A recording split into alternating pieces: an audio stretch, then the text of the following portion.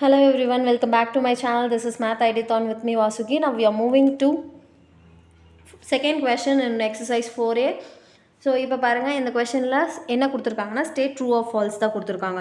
So இப்போ நம்மளுக்கு conditions எல்லாமே தெரியும், ரூல்ஸ் எல்லாம் தெரியும். ரூல்ஸ் வந்து தெரியலனா ப்ளீஸ் என்னோடய வீடியோஸில் ரூல்ஸுன்ற ஒரு டாபிக் போட்டிருப்பேன், அதை பார்த்துட்டு வந்து இந்த வீடியோ பாருங்கள். ஸோ ஈஸியாக ஆன்சர் பண்ணிடலாம். ஸோ இப்போ பாருங்கள், ஷிஃப்ட் பண்ணிக்கலாம். மைனஸ் வந்து ஷிஃப்ட் பண்ணாலும் எனக்கு சிம்பிள் சேஞ்ச் ஆகணும். இப்போது மைனஸ் வந்து இப்போ பாருங்கள் எக்ஸ் ஒய் கிட்ட இருக்குது மைனஸு. இப்போ இங்கே ஆன்சரில் பாருங்கள் எக்ஸ் கிட்ட வந்திருக்கு, எக்ஸ் கிட்ட ஷிஃப்ட் ஆகிருக்கு. சிம்பிள்ஸ் மைனஸ் ஷிஃப்ட் ஆனாவே நான் வந்து சிம்பிள்ஸ் வந்து சேஞ்ச் ஆகும்.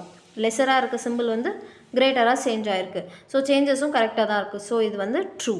ஓகேவா? செகண்ட் ஒன் பாருங்கள், இப்போது இதோட வேல்யூ என்ன, எக்ஸோட வேல்யூ என்னவாக இருக்கும்? X greater than or equal to 15/-5.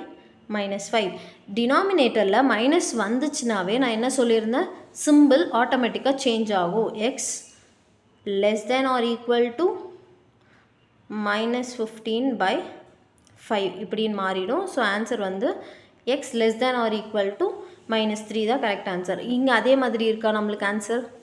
Greater தேன்னு இருக்குது, சிம்பிள் வந்து சேஞ்சே ஆகலை. டினாமினேட்டருக்கு மைனஸ் வந்தால் சிம்பிள் சேஞ்ச் ஆகணும். ஸோ சிம்பிள் சேஞ்ச் ஆகாததுனால இது வந்து ஃபால்ஸ். ஸோ தேர்ட் ஒன் பாருங்கள், இப்போது டினாமினேட்டரில் இங்கேருந்து இந்த ஸ்டெப்புக்கு பாருங்கள் என்ன சேஞ்சஸ் ஆகிருக்கு. டினாமினேட்டரில் ரெண்டு பக்கமும் -4ஆல் டிவைட் பண்ணியிருக்காங்க. டிவைட் பண்ணும்போது நான் என்ன சொல்லியிருக்கேன், மைனஸ் டினாமினேட்டரில் இருந்தால் சிம்பிள் கண்டிப்பாக சேஞ்ச் ஆகிருக்கணும். இங்கே பாருங்கள், இங்கே இருந்த சிம்பிளை விட இங்கே சேஞ்ச் ஆகிருக்கா? ஃபஸ்ட்டு லெஸர் தேன் கொடுத்துருக்காங்க, இங்கே மைனஸ் போட்டதுனால கிரேட்டர் தேன் கொடுத்துருக்காங்க. எஸ், சிம்பிள் சேஞ்ச் ஆகிருக்கு. இது ட்ரூ. இப்போ நெக்ஸ்ட் ஒன் பாருங்கள், நெக்ஸ்ட் ஒன் வந்து 7/7 இஸ் கிரேட்டர் தேன் 5ன்னு இருக்குது. அதோட ரெசிப்ரோக்கல்ஸ் எப்பயுமே சிம்பிள்ஸ் சேஞ்ச் ஆகும்னு சொல்லியிருக்கேன். ரெசிப்ரோக்கல்ஸுக்கு கண்டிப்பாக சிம்பிள் சேஞ்ச் ஆகும்.